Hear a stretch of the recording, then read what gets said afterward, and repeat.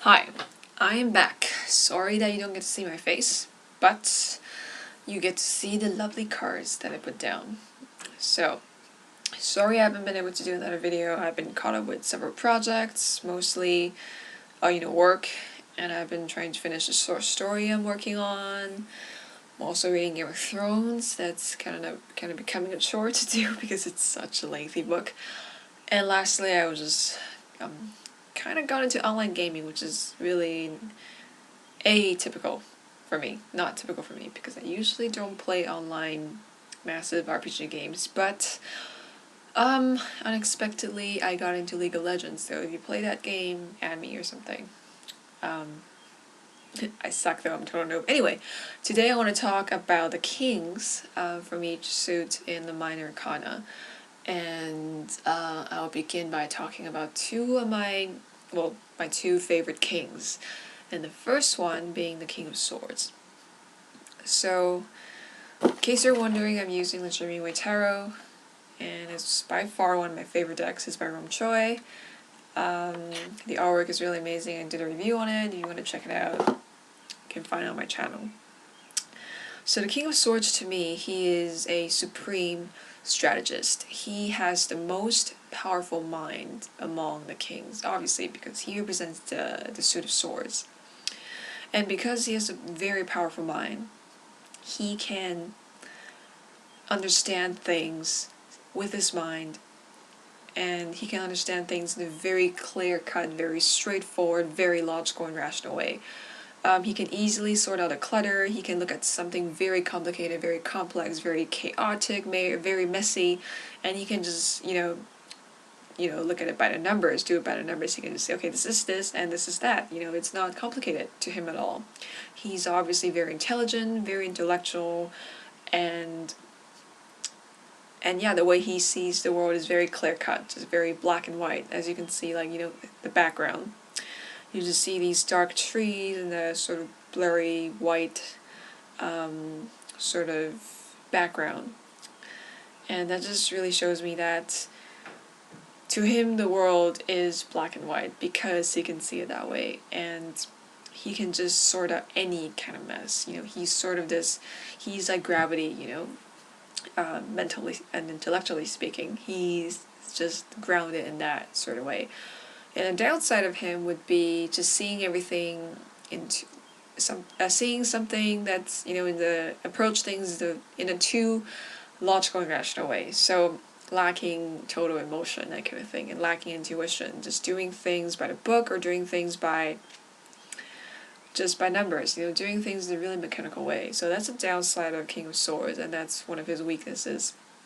But I really like the King of Swords because I like to contemplate things, but don't think I have as a mastery because I'm also very intuitive, so in that way I'm more like the Page of Cups. But anyway, that's who I think King of Swords is, and he's someone who's supreme strategist, intelligent, clear-cut, see things in the black and white way, powerful mind. I think that's the key phrase here.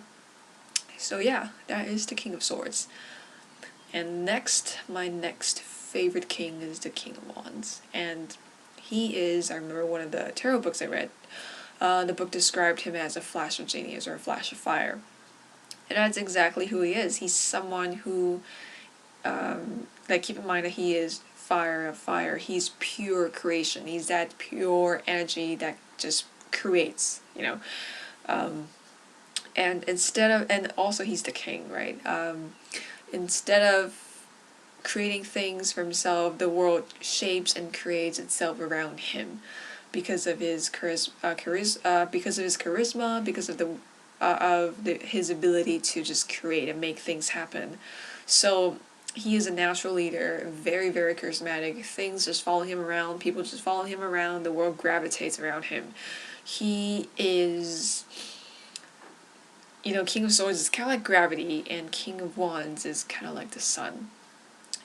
Planets, stars, well, not stars, just planets gravitate around the sun, and then he's like a source of warmth, a source of life, source of genius, and just a really great, wonderful character to be around. And one of his downside or his weakness is arrogance, right? Because the world revolves around him, and then when he takes it for granted, and obviously he's going to become very despotic, very for himself, not really understanding of what other people want, just kind of manifesting to a point where he's just really selfish and doesn't really care.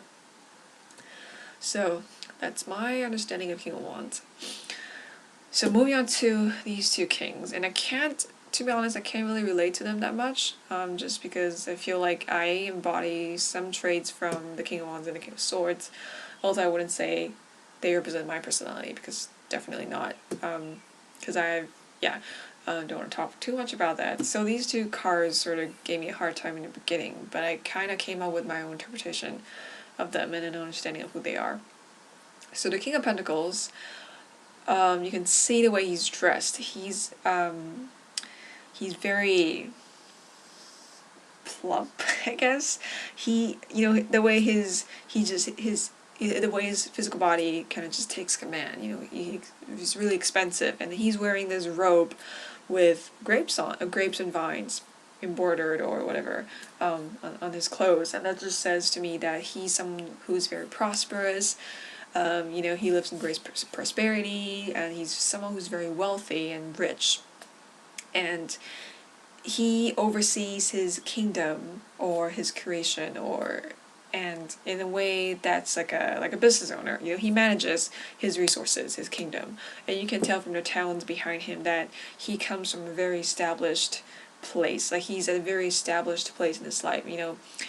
He knows where to spend his money, how to save his money, how to keep his money, and basically he's just really great with resources. He's really great with physical, he's good with currencies. He's very, very good at investing. He understands trade. And because he understands trade, he understands how much he should invest in to get what he wants, how much his relationship to others, and how things factor in, how things come together, how in a business way, in a really economical way. He understands how the currency converts into another currency. He understands how to do for real business or a real deal to happen, how much effort, it has to be equal effort, it has to be, he has to put in just as much. He has to invest first to get the profits and that kind of thing. So he's that kind of very, very money-wise, very good investing, very good money and resources, that kind of guy. So he's definitely someone to go to if you're having money troubles, because he's also very generous, and he understands that he understands the flow and flux of currency. He's just he just intuitively knows what's gonna,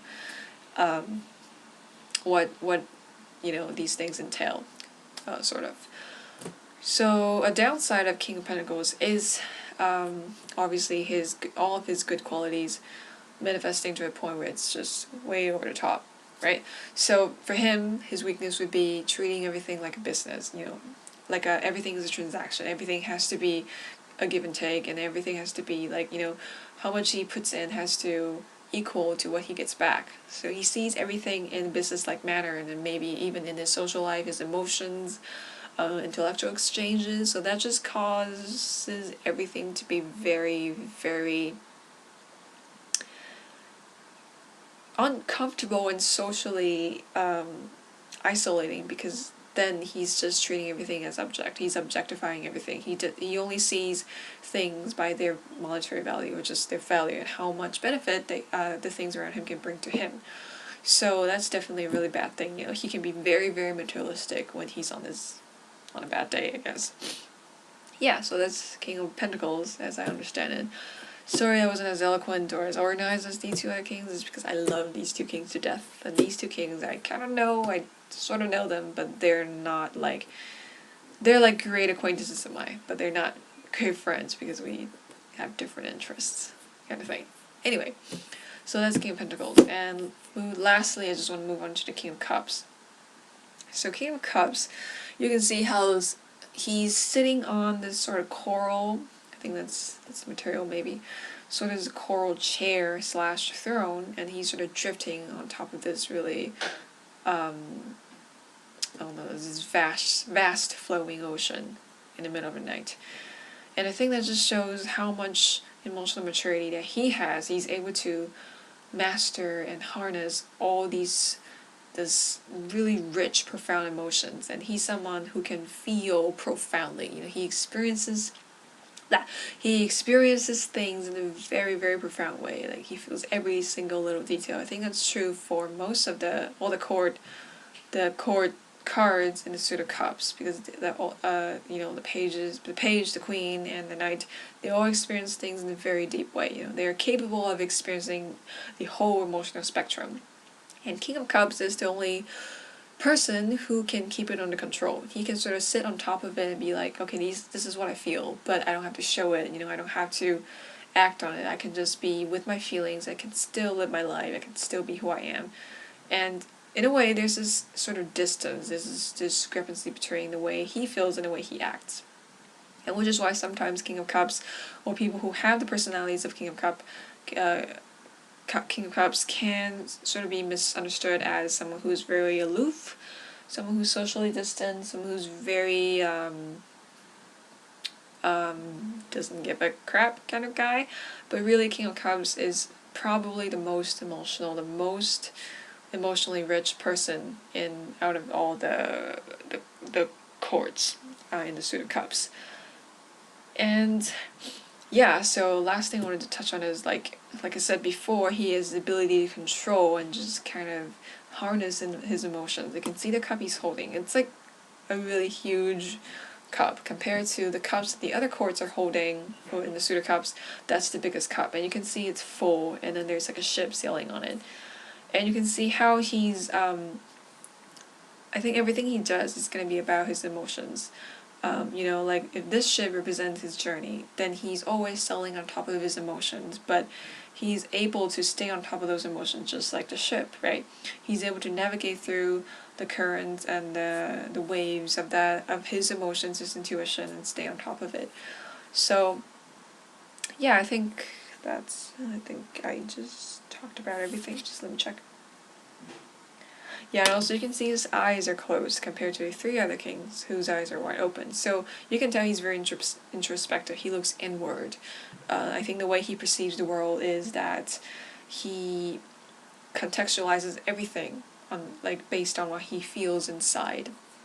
And what he feels is not just for himself. Sometimes it's something that's so profound and compassionate about, towards others too, I remember I was working with the Steampunk Tarot by Barbara Moore and Ali Phil, and the King of Cups is someone who is like the gracious host. He just welcomes you in and just has so much to give, has so much feeling for not just himself, but also for others, for his family. But most of the time he just, keeps it quiet. So sometimes you can't really tell if he loves that deeply, but indeed King of Cups is someone who loves deeply. Okay. And I guess the downside of it is not the downside or the weakness of King of Cups is just getting too self-absorbed and almost like the Knight, you're kind of creating this narrative for yourself. You're just getting too caught up with emotions, or I feel like King of Cups can also be just he has so much feelings, and then they all end up and they're not properly expressed. Sometimes he feels like, I think he'll feel like something because kings are also logical and rational, and I think sometimes he'll feel like, well, maybe you don't want to hear about my emotions, maybe I don't want to bother you with them. So I think he just keeps everything inside. I think he won't end up being pent up, but I think eventually he's gonna end up having all those pent up energies, like, just kind of hurting him, right? Because, like, King of Cups is also human, just you can't just keep everything inside. So yeah, let's think what I think is his weakness. Okay. Phew, so I kind of powered through all four kings in the four suits. Might do a queen video next, but probably right after I figure out the Queen of Pentacles. She just really never comes to me. Rarely, like never. But yeah, just wanted to mention, like, Queen of Swords is also one of my favorite characters. one of my favorite chords.